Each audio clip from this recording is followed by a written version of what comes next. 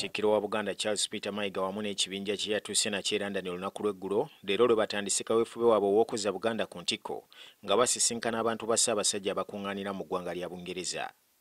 Olw'okuba tukulembera bulungi etteffaali naffe Uganda tukatukole etteffaali ekyokulabirako.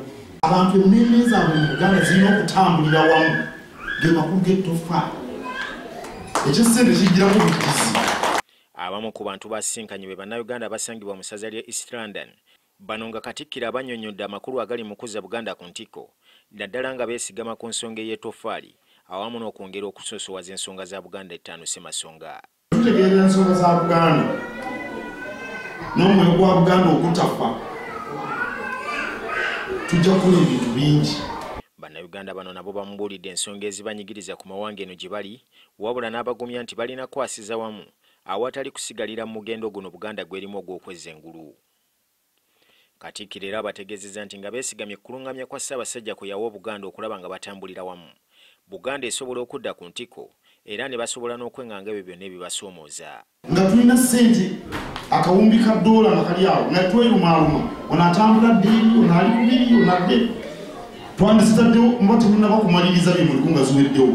Oluvannyuma asisinkanye ba musiga nsimbi abakungiddwa abavubuka abayimbi aba Buganda Foundation nga bano beeyamye okukwasizaako Buganda mu by'enkulaakulana nga bayita mu byenjigiriza okusitula ebyobulimi issaako n'okulwanyisa obwavu obufumbekedde mu bantu.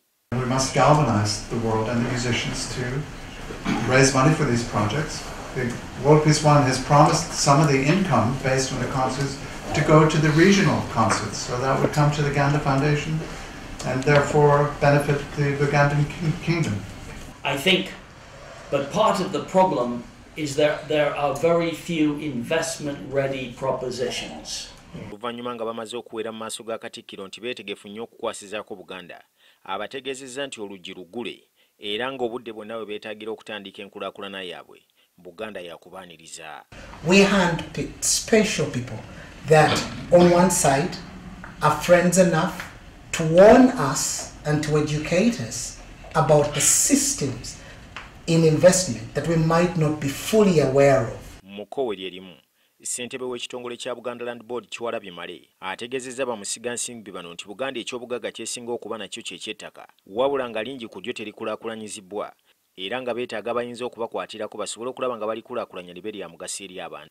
Ku lwa NTV, nze Dean Lubowa Sava, One London.